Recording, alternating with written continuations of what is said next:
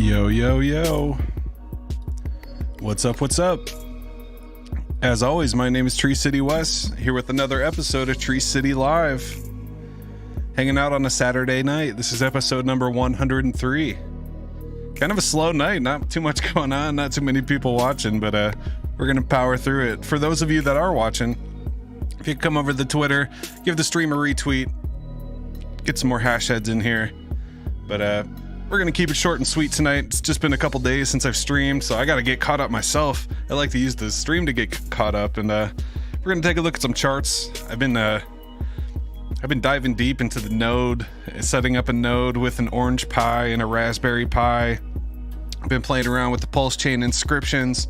We're gonna go over that. And what's up, Simple Waters? Hey, there's some watchers. Shout out to the 6 watchers. All right, so let's get into it. As always, like to start out taking a look at the crypto bubbles, see what's happening in here.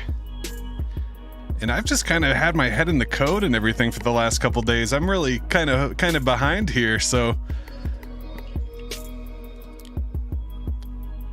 man, this browser's struggling. But anyways, you can see on the week here, we definitely have some big movers. We got Ordi up 50% on the week. Got SEI, Psi Protocol. That's a new one. That's one of those VC coins. It's up 60%. We got ICP up 35%. That's kind of a surprise mover. That's good to see. And then we have some big pullbacks, some things that have been making some big moves lately. Things like Bonk, down 26% on the week. Beam, which had another huge run up over the last month. That's down 15%, but I mean, it's still way up from where it was. So that's good. Good to see. Good to see. Let's take a zoom in on the daily here. And ICP is just moving. That's interesting. I don't think I have any ICP. I might have some dust in a wallet or something. So let's go take a look at Bitcoin, see what Bitcoin's been doing. I've been kind of out of touch.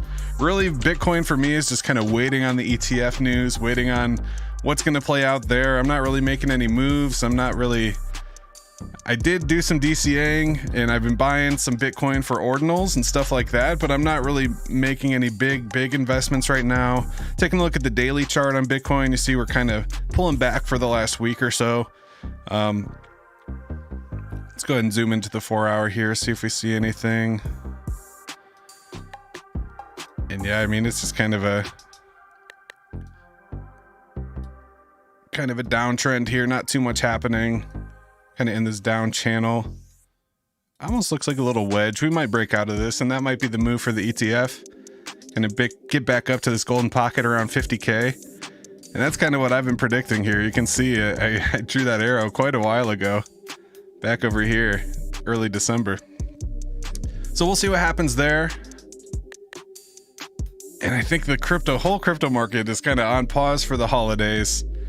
I'm sure you guys saw what they said about SBF and FTX, and they dropped a bunch of his charges conveniently right after Christmas ends, right before the new year.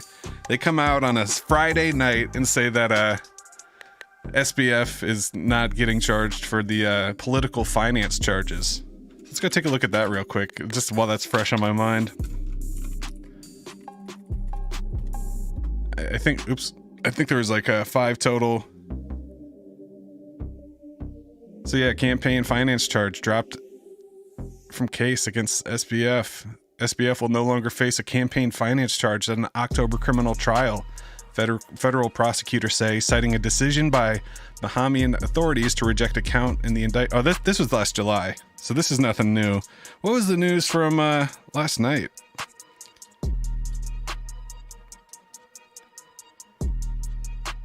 Yeah, see, none of these news, nobody's even reporting this. Here's a Reuters article. December 29th, which is a Friday, in between Christmas and New Year, they say U.S. prosecutor said they do not plan to conduct a second trial against SBF, who was convicted last month of stealing from customers. In a letter filed Friday night in a federal court in Manhattan, prosecutor said strong public interest in a prompt resolution in their case outweighed the benefits of a second trial. The public interest particularly weighs heavy here. What? They're doing it for our own good. What's up, Mezga? Thank you for the Yeah, I like to, I've been using a lot of ChatGPT for the thumbnails. It makes it so much easier. Little Canva, little ChatGPT. Bankman-Fried faced 6 additional charges that have been severed from his first trial, including campaign finance violations, conspiracy to commit bribery, and conspiracy to operate an unlicensed money transmitting business. That's crazy. And they do it like it's so obvious what they're doing. They're doing it right between the holidays so no one talks about it. So I really wanted to talk about that. We definitely need to. I mean, this is such obvious corruption. You know, this is the price you pay for. Oh my God. And specifically the political donation charges like that. Those are the ones that people want to see him charged with, you know, but obviously the politicians, they can't have that. So, you know, they run the system. Prosecutor said that public interest weighs particularly heavy here, given that Bankman-Fried's scheduled sentencing will likely include orders of forfeiture and restitution of victims. So they're basically saying, hey, we need to get this done quicker so people get their money back. But come on. Come on. That's crazy. Anyways, let's go take a look at Dex Screener, see how the Zen charts are looking up. What's up, Richard? How's it going, sir? Who's still mining even at difficulty being 100K? That's what's funny though, right? The reason the difficulty is up above 100K is because so many people are mining, or I guess so many miners, there's so much hash power. So I think the miners might be getting concentrated. You know, the ones that are mining more heavily, and there's not really many CPU miners. So the, you know, people that may have left some CPUs running, or may have had like the 1 month or the 3 month VPS that were just running CPU miners, those might have finally expired, and that kind of drives the numbers down. But the hash power's up. Every couple days we're hitting new all-time highs in the difficulty, which directly correlates to the hash power, which is what we want to see. That's really what's making the network stronger. So yeah, I'm still mining. I gotta, we'll talk about that here in a minute. Let's run through these charts real quick. We see Zen with a little pump on the day, up 6.8%. That's exciting. A couple days ago we had it in this falling wedge, and it looks like it's testing the top of it here. This is on the daily chart. Let's zoom into the 1 hour, see what we got the tiniest little breakout here, but we had the same thing, fell back through, so maybe we should move this up here. So are we gonna get back up here? What is that, 604? And yeah, I mean, that's pretty low. It actually did fall under, this blue line was my buy more Zen line. So if I can catch it below there, I'm gonna buy some, but it seems like anytime it falls below that line, it's getting eaten right back up. So that's good to see. See zone down a little bit, 202. And yeah, I mean, you can see kind of, it didn't do what I was thinking there. So this is more so looking like a sideways channel here. We'll pivot and adjust. And maybe it's gonna do one of these. No, we'll get rid of that. This is looking a little bearish though. Definitely heavy sell-off, heavy downside. 10K in sells to 1.6K in buys, and there's not much volume at all. So people that have it are holding it, or people that have it are selling it, and no one's really buying it. But I'm still holding mine. I mean, at this point, might as well, right? Same with DBZen. Still got my bag of DBZen staked. That's slowly making higher highs. Everybody's waiting for some news about Mastodon. That's really exciting. Starting to see this bullish pattern play out here. We got a rising wedge, or a triangle. That's exciting. What's happening with Binance DBZen? Holy shit. That's cool. Up to 3 cents with the BDXN. I forget how much BDXN I have. I got a nice bag of it. Let's go log into MetaMask here. And man, so earlier this week, I think it was the 28th, I had my final vanilla Zen mint. And I'm so excited to finally reset my MetaMask. I might just do some moving around. I just don't want to have 30 accounts in my MetaMask completely killing my browser. But we were talking about this pump on BDXN. I forget how big my bag is. I think I got like 7,000 or 8,000. And Unfortunately, the DeFi part of DBZen's definitely taken a bit of a hit. A lot of people are not burning as much, or they're burning for other projects. ZenFi has definitely stolen a lot of the burn from DBZen, but we're still getting rewards. It's still working. It's an immutable mechanism. It's doing its thing. So I'm up to 007 BNB, which I'm not even sure if that's $1. But so we got 7,500 BDXN stacking up here. So what is that worth now? At 3 cents? About $250 worth of BDXN, and look at that. That is crazy. A lot of people taking profits. Might be some bots coming in, but it's exciting to see. And I wonder if there's any news around this. I see all the side chains on DBZen are pumping really hard. So I'm wondering if people might be getting their ammo ready for some DBZen burning, trying to get that DBZen ready to burn. I'll be in a good position if that's how that's going to work. Especially for DBZen game. Whew. I got plenty of ammo for that. Yeah, and you see DBZen on Matic. It's just kind of moving sideways, just continuing to do its thing. Need to like stretch this out. Phantom DBZen up 20%, another big mover. I mean, it doesn't really look like it's a big mover after it takes a shit like that. It's back over a penny, so that's good to see.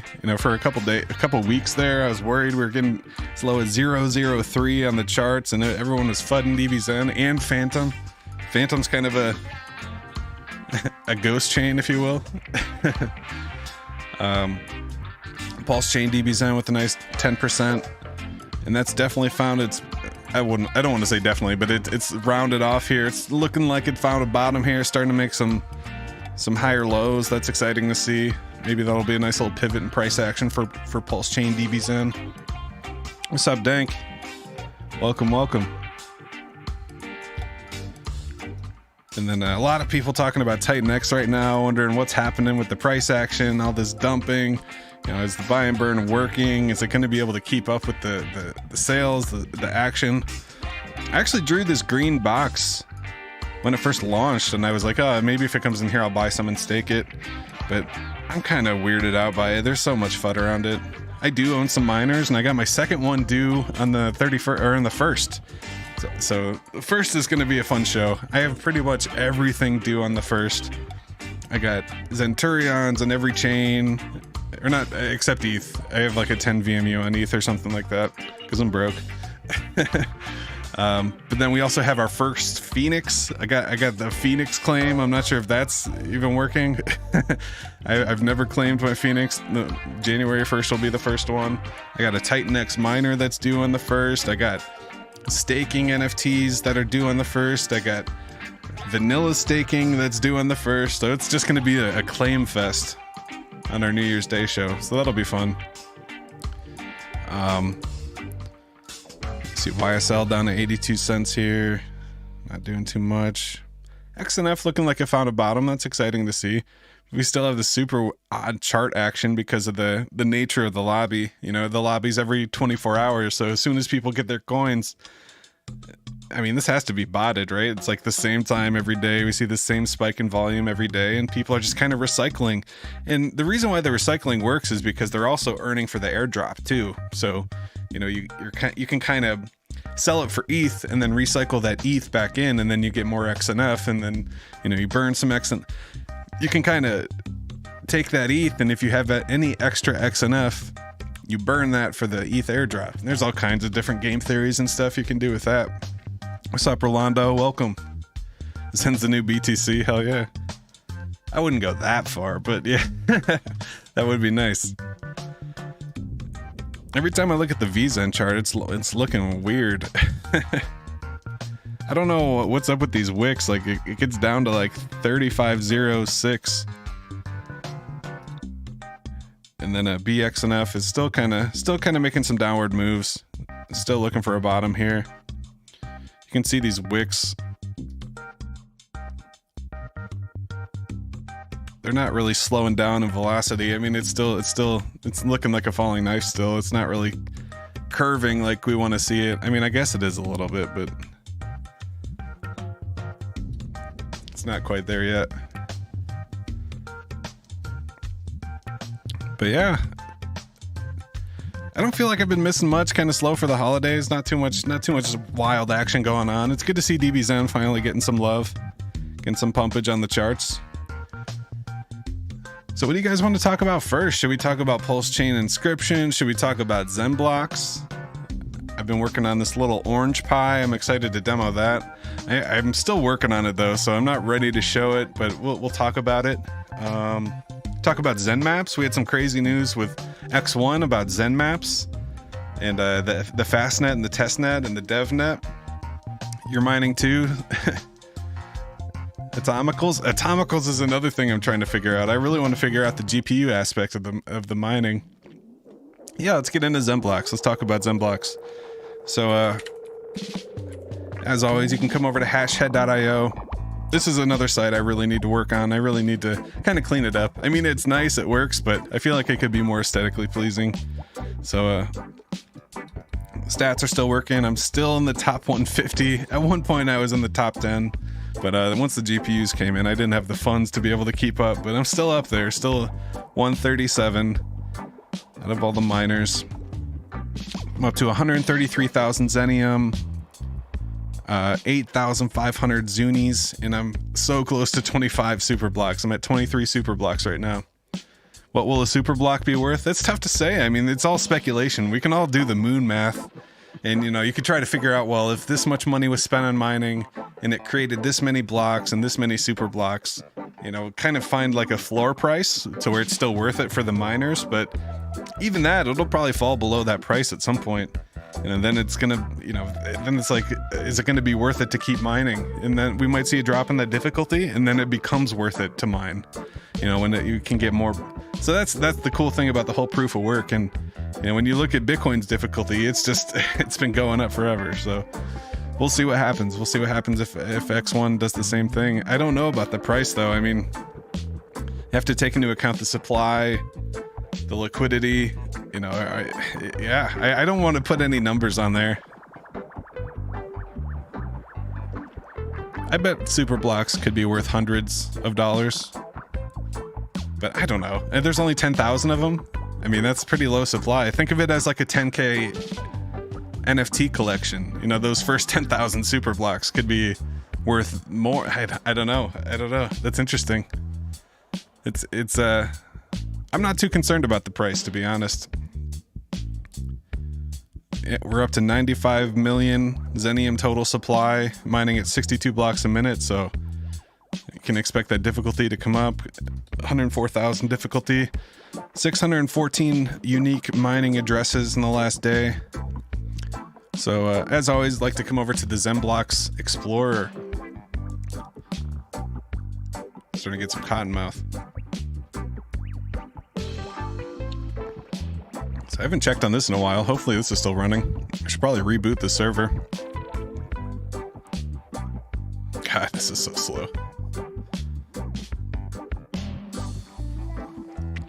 All right.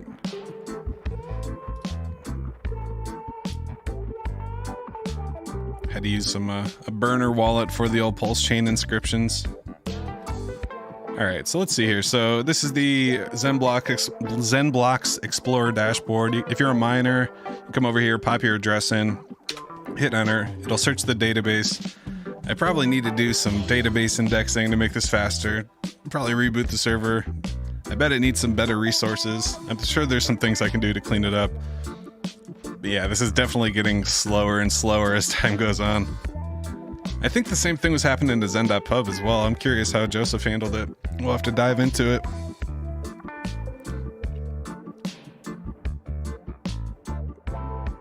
Oh, did I just get a super block? Oh, that was the back-to-back days. December 11th and December 12th, I got super blocks. That's pretty sweet.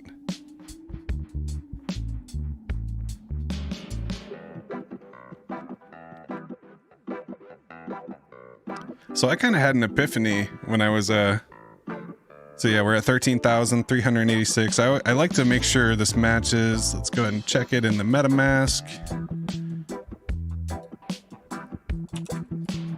So the MetaMask actually uses the RPC, whereas this uses the Postgres database. Boom. It took a second to update, but yeah, we're at 133,860 Zenium for my 13,386 blocks. So that's good to see. You can see I'm doing about 100 blocks a day.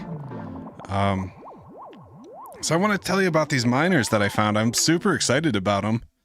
I'm going to try to hold on to them for dear life, but I was kind of trying some alternative methods of shopping for miners on Vast. So I used to just click on these and I'd go 1x, 2x, 8x plus. But there can be like a 6x or a 3x or a 5x that you don't see because you're using these restrictive filters. So pro tip, you come down here, check on unverified machines, and then just use the slider and move that up to 1 or 2. You know, if you don't want to see single ones, move it up to 2. If you want a bunch, you can move it up to 6. So now we have all these unverified farms that we didn't see before, like this 7x RTX 90. He's probably wondering why no one's stealing his shit or using his shit because it's only 7 cards and not 8, so it doesn't show up when you hit the 8x button. What's up, Tazanian? Thank you. Happy New Year to you, bro. 300 USD per super block. I could see it. I could see that. Like, think of I keep going back to it, like a 10,000 NFT collection. You know, depending on the market cap of it, you know, that could be anywhere from a couple $100s to hundreds of thousands of dollars if you start talking about the top of the, you know, the cream of the crop. So let me sign in here.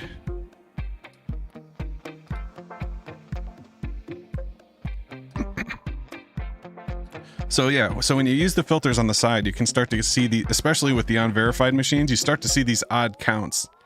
So I found some 12 A2000s. So I've been running these 12x A2000s for 40 cents an hour, and these are getting me 8,000 hashes per second. So for less than 85 cents, I'm getting 16,000 hashes per second.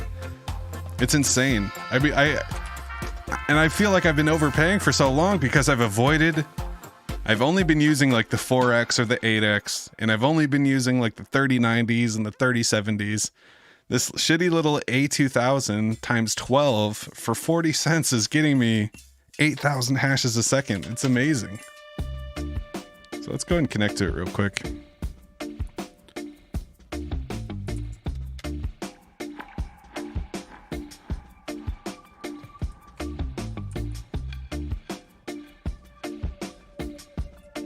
Oops.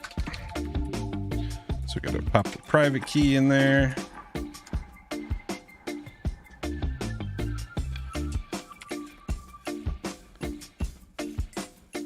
So once we get in here, we gotta attach our TMUX session. So I type TMUX attach. I got it on my small monitor downstairs, so it's all out of whack. But yeah, you can see it right here. So I've been running this for 3 days about. I've got 132 regular blocks, 281 Zunis. There's 12 cards running at a hash rate of 8,192 hashes a second for 40 cents. And that's on these little A2000s. So some people are like, oh, I need to get the A6000s, and they're paying like $2 an hour for 4 A6000s, and they're only getting 10,000 hashes a second. Well, I'm paying 40 cents an hour for 12 A2000s instead of A6000s. That's crazy to me. I feel like I've been overpaying for so long by not using bigger pools of these smaller cards. So by running 24 A2000s, I'm getting 16,000 hashes a second over 24 cards for 80 cents. So I'm holding on to these for dear life. Excuse me. Just gonna keep refilling these accounts. It says I got 2 months on this one and a month and 29 days on this one, so hopefully we'll be able to keep those. So that's what I've been doing with ZenBlocks, just kind of hanging in here. And one of the big updates from Jack recently directly affects the Fastnet, the DevNet, the miners, and anyone that's been minting Zen Maps, which I'm extremely pumped about. I feel, again, like I'm contributing something just by learning this stuff. You know, I'm learning how to deploy the DApp and write the smart contract and do all these different things. And now, here, where is it? Let me see. God damn, I retweet too much shit. Yeah, right here. He's cooking. If you've been using the X1 DevNet, Fastnet, and Testnet, you'll have incentive airdrops in the next version of the POW POS X1 that's coming in Q1. So within the next 4 months, we're going to have the X1 Fastnet, and if you've been using the DevNet, the Fastnet, or the Testnet, you'll have an incentivized airdrop on X1. Boom. And people are wondering what the other half of the zone is. I'll just throw that out there. You can only interact with X1 Fastnet, DevNet if you've minted Zen. Testnet interactions only possible if you've minted Zenium. So how about that? So if you're a miner minting Zenium, you're generating traffic on the testnet, so you're getting an airdrop on the X1 mainnet. If you've been using dApps and minting Zen FTs and participating in testnets and like Zen Maps and the ZenBlocks and all the different test protocols that have been launched on Fastnet and DevNet, you're also going to get an airdrop. So just by minting Zen Maps and participating in making fake Zen FTs, and you can go do it right now and mint a bunch of Zen FTs, and you're interacting with the X1 Fastnet for these incentivized airdrops on the mainnet. I think this is huge news, and I don't think enough people are talking about it. But if you go look at the X1 Fastnet, since they've made this announcement, the traffic has gone absolutely apeshit. Not only on Zen Maps, but on the entire blockchain. Like, look at this. So we're looking at 2,000 to 3,000 transactions a day for the last couple weeks. He makes that announcement, and now we're up to 43,000 transactions a day. One thing I noticed is that someone's running a bot that's just bulk claiming Zen FTs over and over just to generate traffic. So I might be building something to do that too. That's a very interesting idea there. But you can see these different contracts are getting put on chain. There's all these different transactions happening, and people are using the testnet and the fastnet and the devnet to earn this incentivized airdrop for the X1 mainnet. So that's big news. Definitely one way to do it if you come over to zenmaps.io, project I'm working on. And this is ever changing. As the other big thing that is happening with X1 and the devnet and the fastnet is they're testing this new inscription rollup, and we've been running these bulk transactions, testing these inscription rollups, where rather than each transaction being one inscription and completely crippling the network, basically having these buckets that fill up with inscriptions and then they get dumped on the network all at once. So picture like a bucket of water. So rather than having to fill up one drop, move one drop at a time, using all that extra work and energy, you're just filling up a bucket, and then you only have to dump it once every time it fills up. So that's going to be happening for the inscription roll-up technology on X1. And that's kind of changing my perspective on what Zen Maps is, and I'm still learning about inscriptions, and it's been a lot of fun. But one way to generate traffic is just mint these stupid Zen Maps, and I can actually say that something I did will be incentivized. I feel like an actual developer. It's fun. And I'm really just learning and learning by doing, I guess you could say, taking action. So that's what's happening there. And yeah, I'm just mining away. I'm still doing the mining at home on my home machines. I'm running these 2 GPUs. I'm trying to keep it under $1. But even if I could just keep one of these miners, I'll be in a good spot. I'll be happy. 12x 82000s getting 8,000 hashes a second. That's awesome. That is nice. Let's go see how ZenFi is doing. I've been claiming my ZenFi rewards. I've been burning when I remember. So I set the alarms on my phone. If the alarm goes off and I'm at home, I'll burn within that hour. But if I'm out doing stuff and I'm busy, if I'm not at my computer, I'm not gonna participate that day. And that's kind of how it's been for the last couple days. But it's still fun to do, fun to participate, and these rewards are nice. On Arbitrum, I'm getting like $5 a day or $10 a day just for doing nothing. It's pretty nice. Let's see what we got today. 0. What's happening? The one thing, their website's so nice, it completely kills my browser every time.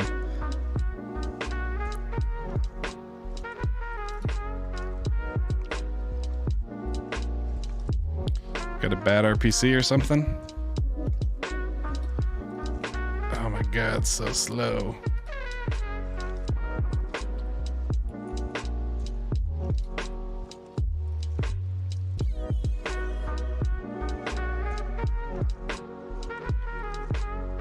Hell yeah, welcome back, Dank.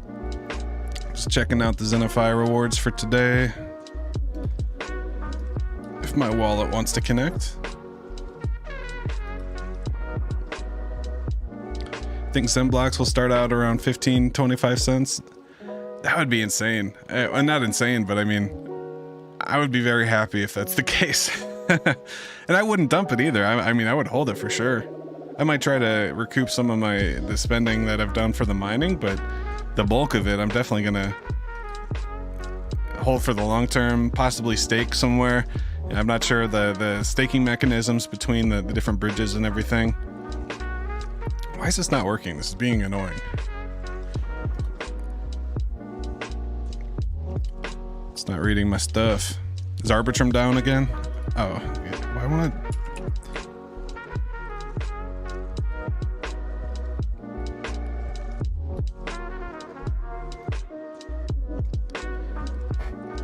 So yeah, just a chill Saturday night. Might have to claim my ZenFi rewards later because this is being a huge pain in the ass.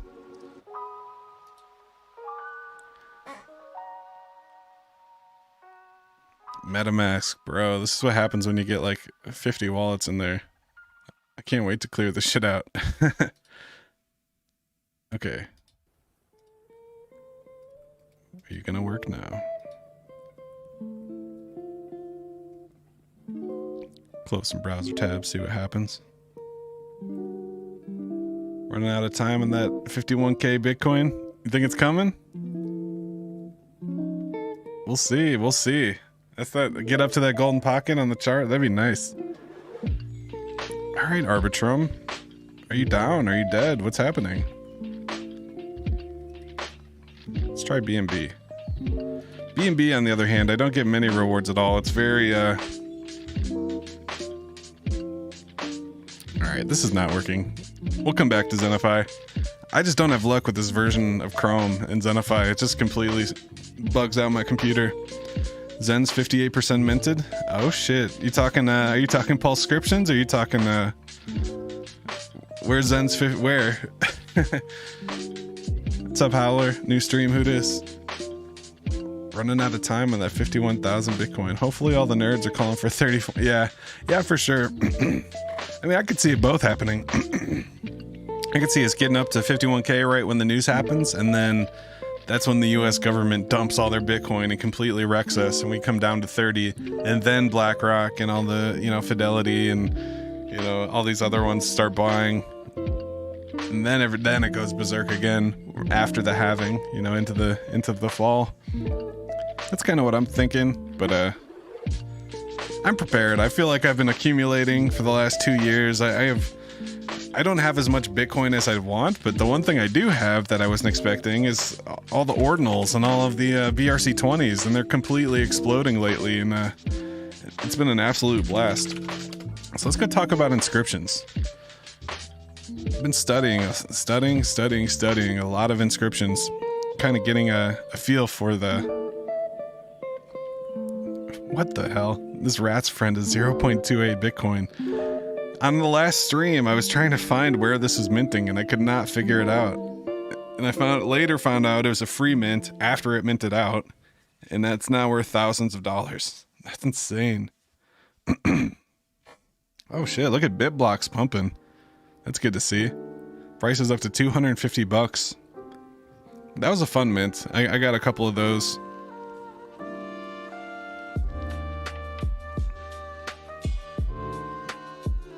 go check out the collection. Recently purchased a couple items, just hanging out, being bored, buying some cheapos. I got really lucky with the fuzzy foxes. I bought the fuzzy foxes for $10 and then I sold it for 0.02 Bitcoin, which is a couple $1,000. That was one of my best flips ever. Oh man, look at Bitmaps taking a big dive. Big dip on Bitmaps. Might be a good time to buy the dip. Down to 0.05 or 0.0562. BitBlocks now has a higher floor than Bitmaps. That's interesting. Interesting indeed. So here's the 2 BitBlocks that I own. A bunch of Bitmaps.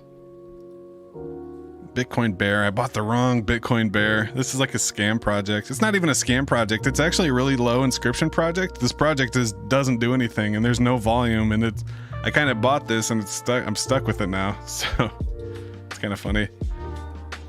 This was one I bought off the floor. What did I buy this at? This is the Bitcoin Burials. I bought another platform, but I got it for like 20 bucks or 30 bucks. And then a couple days later, it completely exploded. Now it's 0.026 Bitcoin. Basically, anytime someone that says Bitcoin's dead, you know, they mark the date. It's like, I think it's a website. All the times Bitcoin died. Yeah, Bitcoin's died 474 times. So you can kind of judge this when this is going up. That's usually the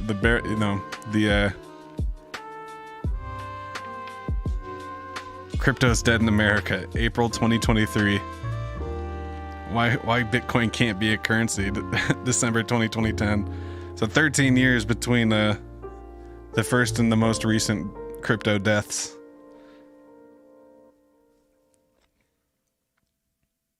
What's up, Tech Ken? Welcome.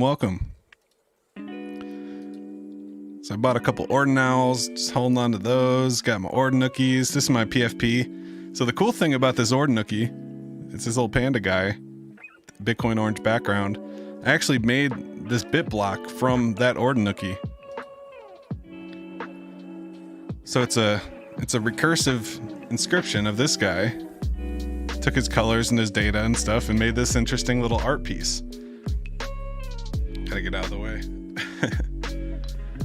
So I didn't really think of it like a lot of people are doing the original like first 1,000 inscriptions and the super famous ones, you know, the really popular ones. I did the ordinals that I owned because I thought it would be cooler to not only own the bit block but also own the ordinal that it's tied to. So I also did this Ordilla. This is where the other bit block came from. I just really like the colors. I thought it would look cool with the green and the black and the gray and the diamond white. And it did. I mean, this is what it ended up looking like. So this one's a little Ordilla here. And yeah. What's up, Craig Crypto? Welcome. Saturday night late stream. We're just hanging out. Going over some ordinals. So recently I've been learning about the different types of sats, and I own this Planetary Prime ordinal. This was just a free mint I grabbed, but it's actually on a vintage Nakamoto sat. So it's a Satoshi that's mined by Satoshi. So I thought that was really cool. And these rare sats actually have floors of their own. So if these projects fail, I still have the sats. So like Nakamoto sats might be worth something more than the project that it's printed on.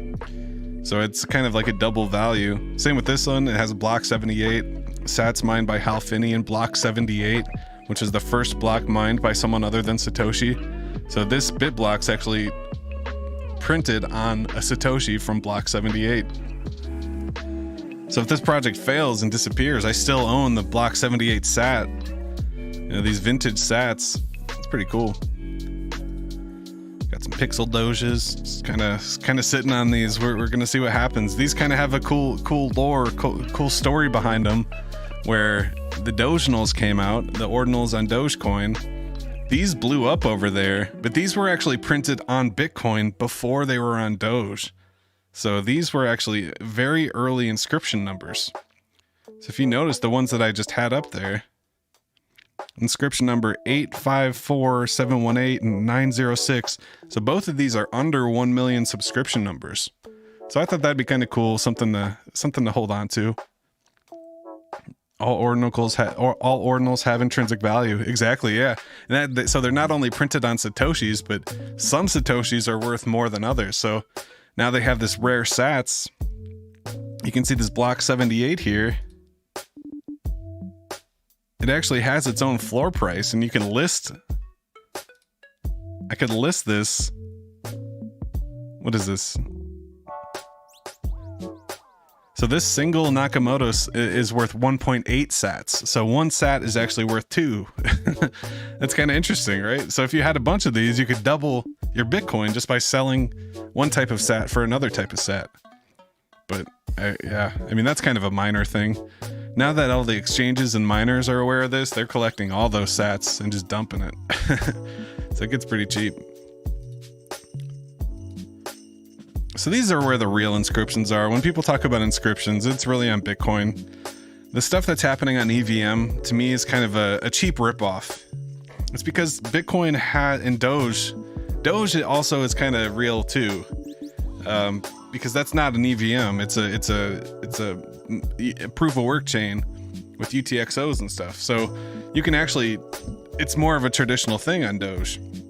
And same with Bitcoin. But when you start talking about AVA inscriptions and Pulsechain inscriptions and even inscriptions on X1, those aren't like on Satoshi's, written on Bitcoin network. It's just written on transaction data that anybody can manipulate. And that when I say manipulate, I don't mean it's a different type of thing. It's a different type of thing, and we'll demonstrate that. So I kind of want to talk about the Pulse inscriptions now. So a lot of us over on Twitter in the little group, shout out to all you guys. We've been doing a lot of we were doing the Avalanche inscriptions and having a blast with that, minting those, making gains. And then they started popping up on all the chains. And just this weekend, I think it was even yesterday or the day. Yeah, it was yesterday. The Pulsechain inscriptions went live. So now you can actually inscribe on Pulsechain. So I want to show you what this looks like and why it's different from Bitcoin, why it's not, it feels less real to me, but it is still kind of the same technology.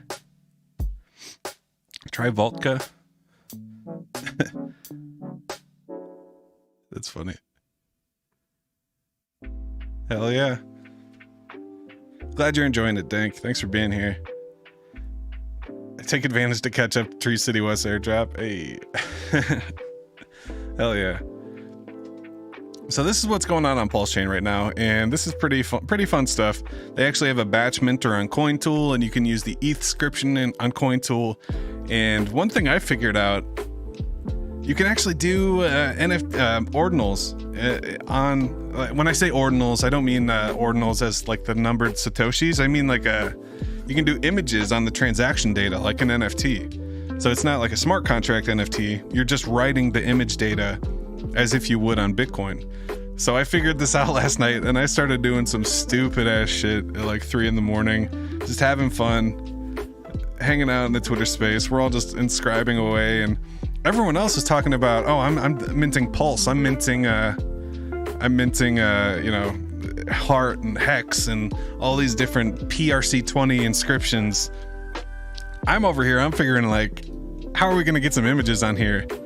And then I started seeing some come through. So this was the first one. I made these Zen X's. These were the first ones I was experimenting with. So if you click on it, it says zen.network, hashhead.io. It's basically just a gradient that's changing kind of in the colors of the Zen FT. What's the website? It's Pulsechain.com.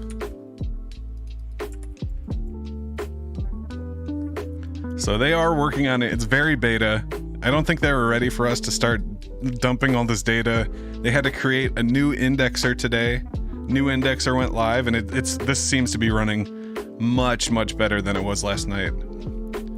So like so I'm sitting there last night. I see all these monkeys start coming in, so I made my own. I wrote Zen on his face, and I made it like dual color background and stuff. And then I converted the image into base 64, and we'll do one right now. Why not? Should I take a screenshot and then... Yeah, that would be funny. I'll inscribe the image of me looking at the website. So I also did this one. Put my logo up there. I thought this one was hilarious. I put the Cloud Cocks up here. I put the Jack Levin up here. I put a couple dick butts up here. I also did the shrooms. Oh, it's backwards. That sucks. It's supposed to be SHROOMS. These are one of the first ordinals on Bitcoin. So I think they're like in the first 100. So I grabbed them and I inscribed them on Pulsechain as well. So I own all these. So I own all these X's, the shrooms, all these images. I made this guy, the stupid little Peppy. I put the lawsuit on the chain. So let's go through these. So shout out to Brett. If you guys know Brett, he's deep in the Pulsechain ethos. He's talked about how he was the dev for the bridge and he works with Richard Hart and stuff. And I don't know, I think I saw this in Trevan's Telegram, and I thought it was a funny meme, so I wanted to inscribe that, get him etched in Pulsechain forever. And then I threw my logo on here. Then I did the Richard Hart, I'm in it for the technology meme. I thought this was hilarious. I put that right on chain. So that was pretty nice. Pretty funny, right? I'm in it for the technology. Because shout out to the ZenBlocks miners. This is kind of a thing with the ZenBlocks miners. Everyone's like, oh, you guys are, you're not in it for the tech. No one's in it for the tech. So I saw this meme and I'm like, yeah, Richard Hart's definitely in it for the technology. So that's great. Shout out to Clout Cox. He had me etch this one-of-a-kind Clout Cock Pulsechain Vampire Edition. And then I thought this was great. I tweeted this last night. I said, shout out to Eric Wall and Jack Levin for giving birth to Inscriptions on Pulsechain. Kind of a funny story. If you know the background with these two, Eric Wall, him and Richard Hart have some hilarious debates. He pissed Richard off so many times, and they have some epic talks. He was deep in the Hex community back in the day, but he's a huge Bitcoin proponent. He from Taproot Wizard. He was one of the guys that was dressed in the wizard costume on stage. Awesome dude. I love attending his spaces. I can listen to him and Yudi and Jack talk forever. They're great. And obviously we all know Jack Levin, so these guys were big in the Bitcoin inscription space, and because of that, they've brought life to inscriptions on Pulsechain. So I thought that was pretty funny. Epic meme on Pulsechain right there. And this is one of the first Bitcoin inscriptions. I threw this on here. It's the crypto dick butt. And then this is another kind of ZenBlocks meme I thought was funny. The red pill or the blue pill. You gotta say both. And then this is the last one I put on. The actual SEC complaints. SEC charges Hex founder Richard Hart with misappropriating millions of dollars of investors' funds from unregistered crypto asset security offerings that raised more than $1 billion. I thought that was great to put on Pulsechain. Now this will forever live on Pulsechain. SEC saying Richard Hart stole the money. It now lives on Pulsechain. So this is how it works right now. I'm not sure. Yeah, this is much quicker. Also, last night it said some of these were like 150%. Yeah, I don't know how these are like over minted and it's like counting down, but it's like over 100% now. So that was pretty funny. We were cracking up about that. And these holder counts are extremely low. So like there's holders with like huge bags.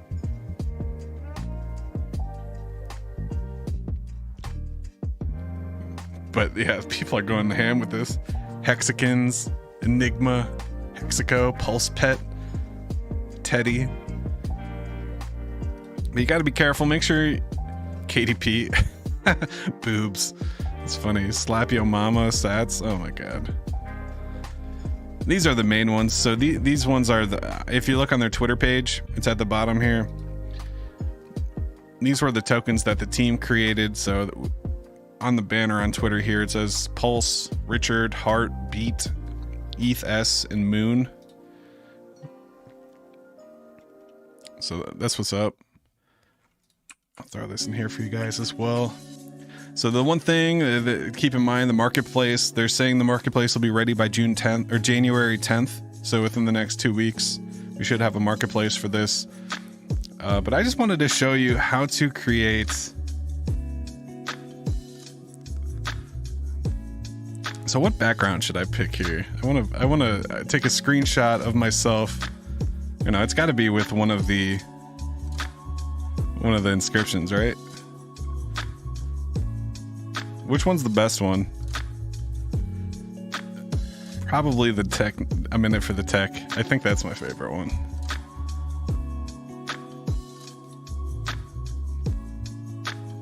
All right, so we're going to, I'm going to take a screenshot of this.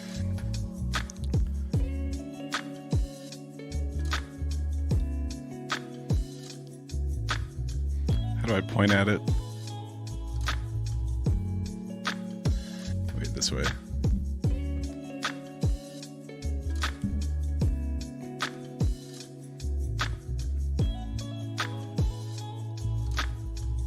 Ah, fucking my shit up.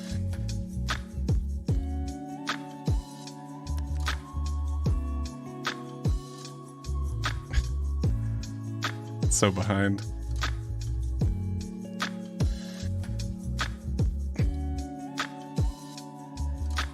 No.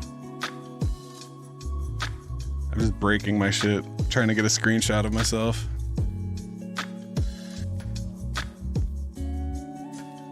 Come on.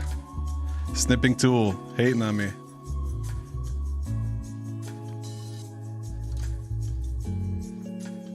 All right. All right.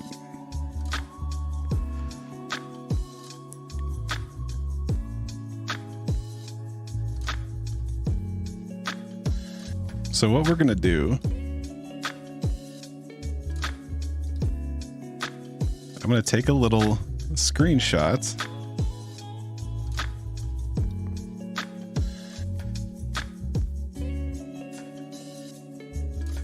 And we are going to create. So how's this one?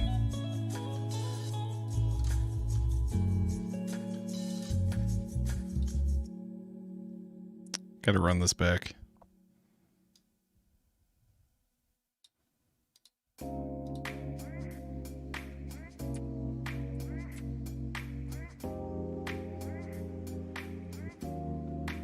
All right, cool. All right. I think we got it.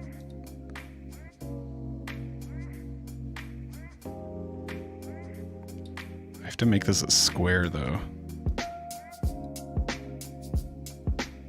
So maybe if I do it like this. You guys are coming with me.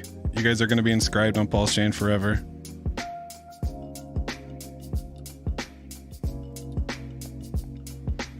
All right, so I'm going to inscribe this on Pulsechain. I think it's pretty funny. So we're going to walk through this together and we're going to see how this turns out. I'm not sure if it needs to be a square. I might have to cut the chat out.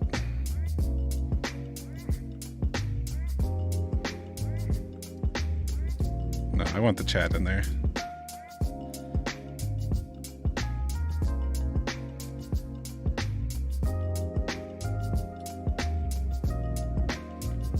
All right, so now that we got our image, we have to downsize it. So I use a program called Canva. Canva is, there's a free version. I use the paid version for my thumbnails and for like cut scenes, and I use it for like just art in general. But you can do like an Instagram sized image, and then it gives you the square. So I'll just pick a random template, make it happen. We're gonna make it happen, Cap'n. All right, let's go. Okay, so I have this blank canvas here. We're going to put our image on it.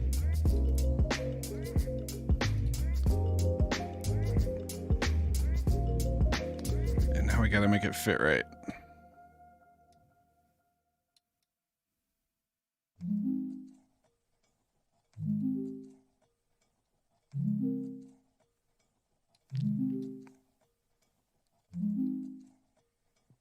So we're gonna go black background.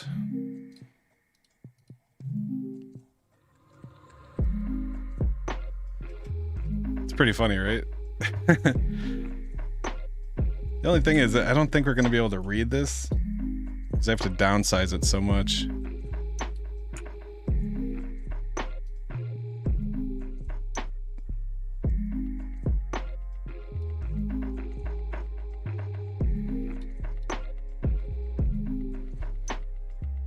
All right, so this is I'm gonna show you guys how to inscribe this. Okay, so I got the image. Now I'm gonna save it as a JPEG, and I'm gonna lower the size. We're gonna make it like super small, 540. Let's go 675 by 675, and we're gonna go like 80 quality. And the goal is to try to. We want it to be good enough to see, but we need it to be like less than 20 KB.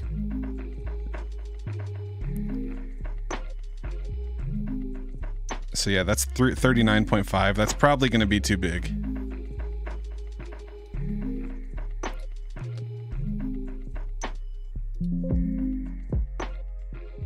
So let's lower it down a little bit. That was 80. We'll try 60. So go to JPEG. We'll go.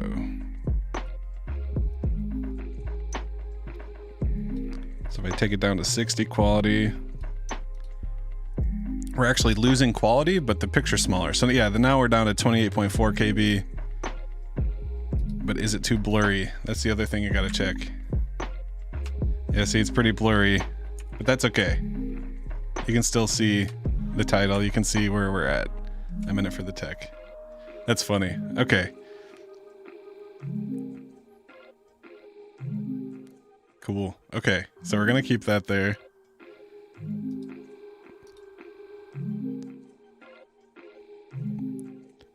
All right, so now we're going to use a tool. I'll throw this in the chat. This is a tool called Base64, and this converts your image into a, what's up, Nomad? Welcome, welcome. So this does so many things, actually. You can do SVGs, you can convert images to Base64, you can go Base64 to images to make sure it's decoding correctly. But this Base64 format of data is how you get the image to display. So you're either encoding it, where you're taking an image or an audio file or a PDF or something, you're encoding it into Base64. Or with decoding it, you're taking Base64 code and you're decoding it into what it is. So we're gonna encode an image, a JPEG. So it's gonna ask for our data type. It's a local file. I'm gonna have to find our file here. So it's right here. And then the output format, I'm gonna do data URI because that's what the NFT is gonna use. And that's basically just the JavaScript as the brackets, image plus, XML, and it has the encode data. So I uploaded a JPEG, but it's waiting for JPG. That's okay. It's still a JPEG, so it's not going to have any problems. Don't worry, you still got proper result. So now I have this data, and it's basically just this string. This is a string of data.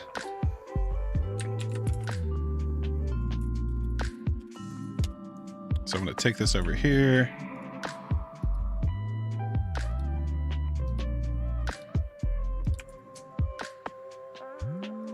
So this is what this data looks like. It's just basically a bunch of text. It's just a wall of text. That's all this is. So if I take this and I come back to our tool, I can encode it. I can decode it. So I can give it the code and it'll give me the image just to make sure it displays correctly. Because this is what your NFT will look like. So you can paste your Base64 code in here. And I'll say, decode it to JPEG, and boom, it takes all this random text and stuff and it turns it into this image. So this is what the NFT will look like. That's what we want it to look like. We can confirm it's good. So now we're going to inscribe this. So what we're going to do is we're going to go over to CoinTool, everybody's favorite. All the Zenians love CoinTool. It's their favorite thing ever. Sorry, that's sarcasm. We're going to go to the inscription tab, and we're going to go to the ETH scriber. So we're not using the batch minter. You can use the auto batch mint if you want to mint a bunch of BRCs, but I only want one. So I'm only going to inscribe one inscription. And now the cool thing is they have Pulsechain already lined up. You just click on Pulsechain. It'll ask you to switch your wallet to Pulsechain.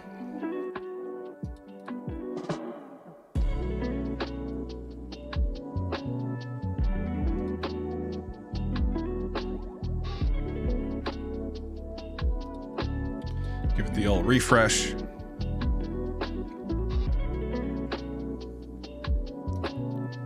All right, so now we're on the Pulsechain chain. I only want to send one, so I'm going to change the wallet transaction count to 1. And now I'm going to pop our URI in here. So if we go back here, notice how it says data:image/JPEG base 64. That's the type of data. So if we go back to the ETH scriber, you'll notice it says data:, then it has the inscription. So that tells us, hey, the data needs to start with data:, and that's exactly what our base 64 URI code starts with. So we just paste that in there straight up. So now if I come to the top, it says data image JPEG base 64. Here's all the code. And then it converts it into hex. Now this looks pretty long. This might not work. This might be way too much data. If it is too much data, it's gonna say there's a JSON error and we'll have to go back and fix it. So what we're gonna do is we're gonna run the transaction, and all it's gonna do is write that into the inscription. So we'll go and let MetaMask load it up. It's gonna cost 88 Pulse, ridiculously expensive. I'm gonna go broke if I do too many of these. That's like less than a penny. So I did not get the JSON error. That's exciting. So take a look at the activity. I have no transactions. Oh, I'm on the wrong wallet. That's why. Forgot I'm using my burner wallet for this. Don't use your main wallet. Definitely use a burn wallet. So the inscription was successful. So now if we head over to the Pulscription site, we take a look at all Pulscriptions. We remove the image. Give this a little refresh. We should see our little meme pop in here. Now this is pretty, okay, so this is a problem. You notice these are created 1 hour ago, so their indexer is still behind. And that's okay. That's okay. So we're not gonna see it pop in here. It'll probably pop in here an hour from now, because it's like an hour behind. Once it gets caught up, it'll be in here. But what we can do, if I come over to, so this is a little trick here. I'll go into my transaction details here. So I have this transaction here. The inscriptions are actually stored on the transaction data. So to actually pull up individual mints and inscriptions, you just put in the transaction. So what I mean is I'm going to click on this, some random one. You'll notice at the top in the browser URL, it says, oh, I don't know if you can see that actually. In the browser URL, it says, too much shit here. Come on, there we go. Okay. It says Pulscriptions/ETHscriptions, and then there's this OX. This OX is the transaction. So I just created that transaction. I can just pop it in here, and it should be our NFT. But it's not indexed yet, so it's not going to be there for a minute. So it's not indexed there, but we can actually look at it on Pulsechain. So what's cool, if we go into our transaction hash here, so here's where it gets, this is where it gets kind of janky once you start to understand it. So I'm looking at the transaction details. If I come to the bottom here, I don't know, I want to make sure I'm out of the way. There's this little view details button right here. I don't know if you can see that, but I'll click on the view details and it has the raw input for the transaction. If I change this from hex to UTF, you'll see it says data image JPEG base 64, and this is where that data gets written. So you can see it's written in the raw input of the transaction. I'm just sending a transaction from myself to myself 0 pulse. I'm sending myself nothing and paying for it. What I'm paying for is writing this raw input of this transaction on chain. And then the indexers on Pulsechain or whatever inscribing service picks up those transactions. It has to index it in their database, and then it'll show up on their website. So that's kind of how that works here. Yeah, these haven't updated in an hour, so there's some kind of problem there. But now what I can do, so I can click on this raw input here. I'm going to go ahead and select all. We're going to go back to our base 64. Give it the old refresh. I want to get that out of there. All right. So now we're going to paste exactly what we pulled off that transaction data. Hit decode to base 64 to JPEG. Uh-oh. Oh, I copied the wrong thing. I copied the hex.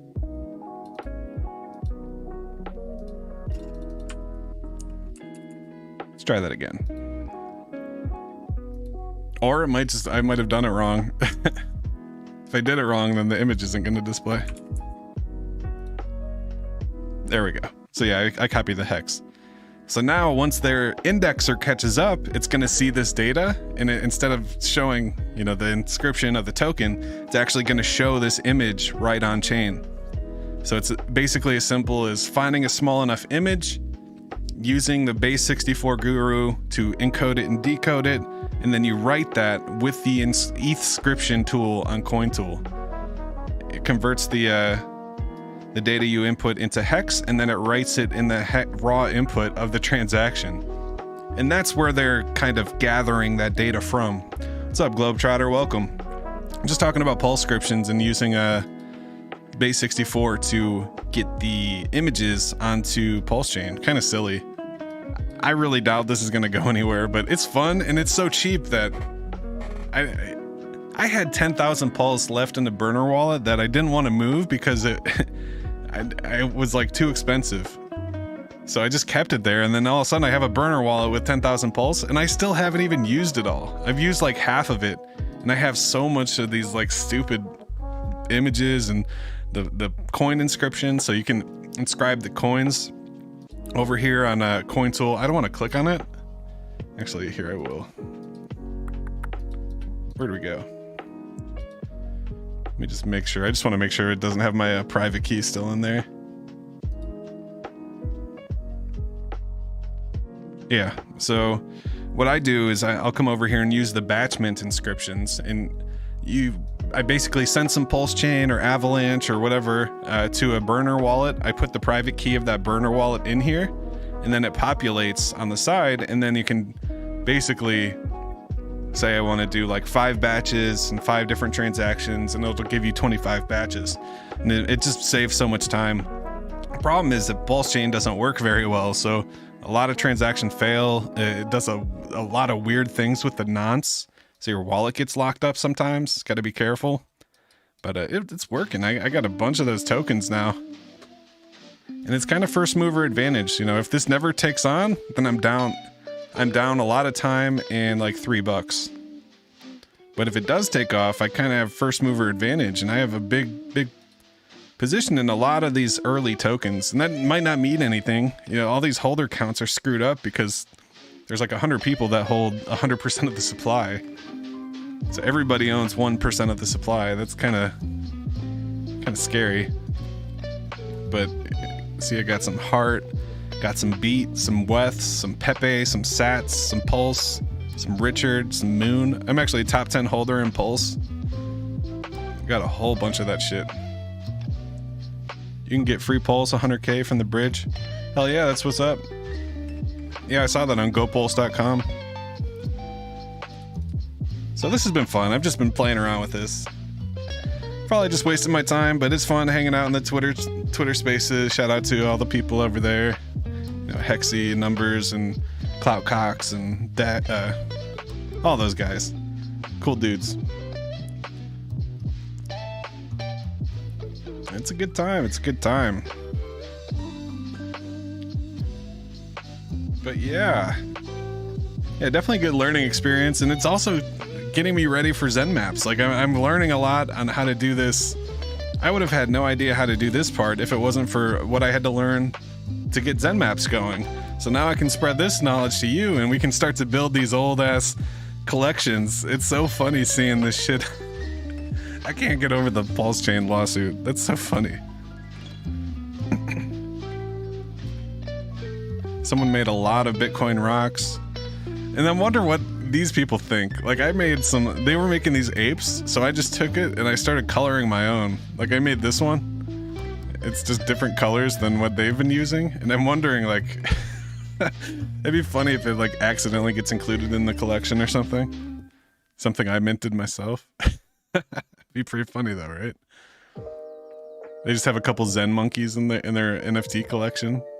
Like I removed the apes from the hats and then I wrote Zen on the glasses. That's kind of funny, right?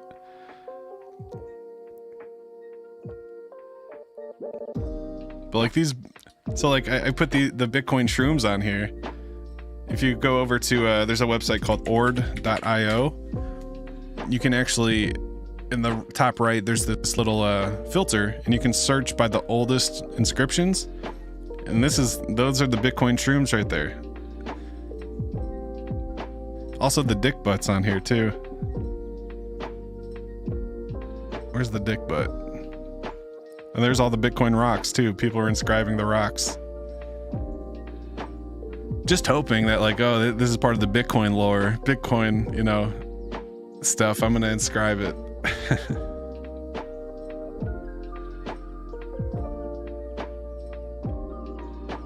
But yeah, it's a good time for sure. So I start to understand why like these are all such low quality, like weird pixelated images. It's because you can only fit so much data in the base 64 before it gets too big. You can't really have like a huge, highly detailed image because it takes up too much block space. The blocks are only so big, and also it's expensive. You did your first Zen map an hour ago? Hell yeah. Here, I'll show you something real quick. So if you come over to the GitHub, actually if you go to zenmaps.io, on the bottom links, I have the Zen Maps Git book. So you can go to the Git book and, I'm sorry, it's not the Git book. We need the GitHub. So the GitHub's on the top here. So we got the Zen Maps, we got the Twitter link, the Telegram link, and then we have the Git book.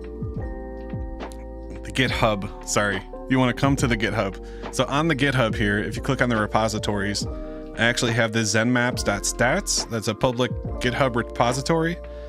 And it basically has every inscription on chain. So you can see them all in one place. You can actually see what everybody's inscribed on their Zen maps. And the reason I have this is for the Zen Matrix thing here. So this basically every inscription that's on a Zen map is on this cool little graphic page. But to get these, I had to write it to a CSV file with a Python script. And I'm doing that in GitHub with the GitHub action. So you can actually come in here, you click on the Zen Maps messages.csv, and it shows you every Zen map that anybody's inscribed. And there's way more than I thought. Like, this is so cool. Over 300 Zen maps. 322 Zen maps. Thank you, Mr. Jack Levin Zensu. Stay Zen, my friends. Be Zen. Someone just put Raptor engine. I am the sun and the air. So that's pretty cool to see.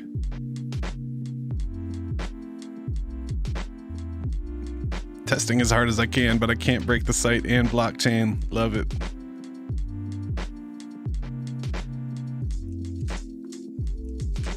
So I wonder if this is updating. This doesn't look like... When was the last time this ran? Yeah, updated 1 hour ago. I have the JSON version. This is what the Zen Matrix pulls. Just the JSON file. What hub?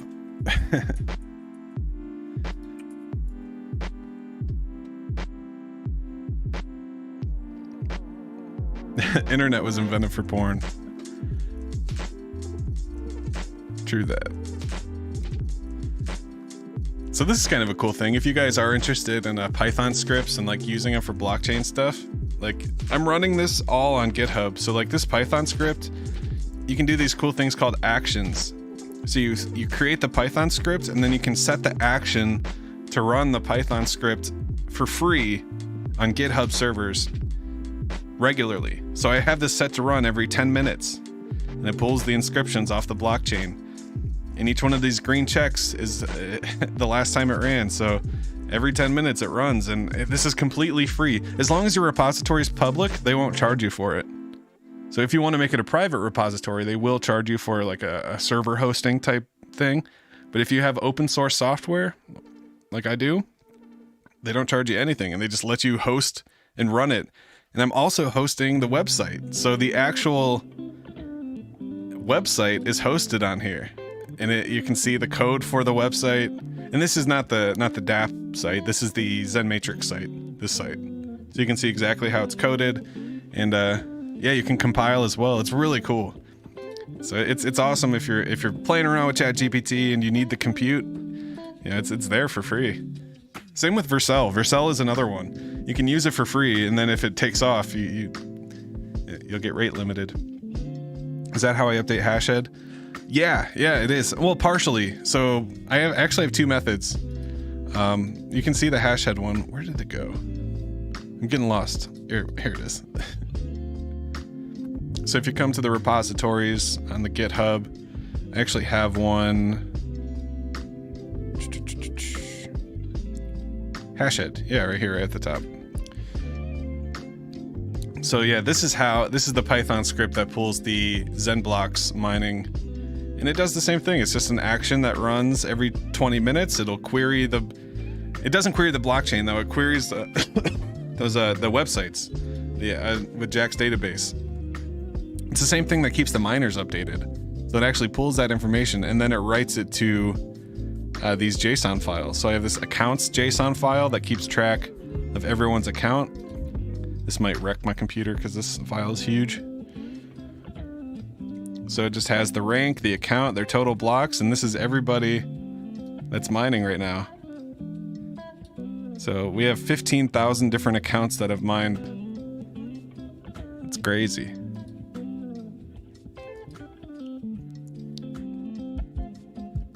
Hell yeah, that's awesome, Nomad. You getting any blocks yet?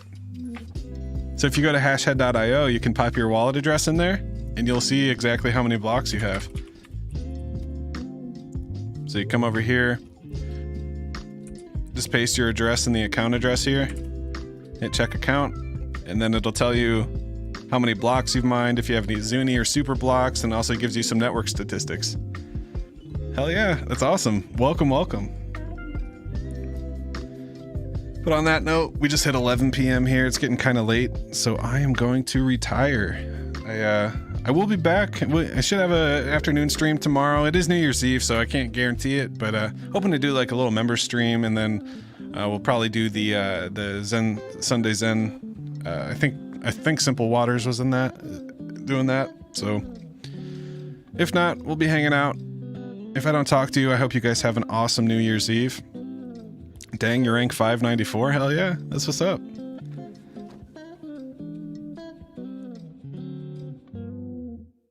But yeah. So I'll probably be over in the Twitter Spaces talking to everyone about Pulsechain. Definitely join me there. If you're looking for me, I'll be on Twitter at Tree City West. You can hit me up on Telegram. I also got my contact info over on hashhead.io and on treecitytrading.us. But yeah, I appreciate it. I hope you guys have a good night, have a good weekend, and we will be back. Peace.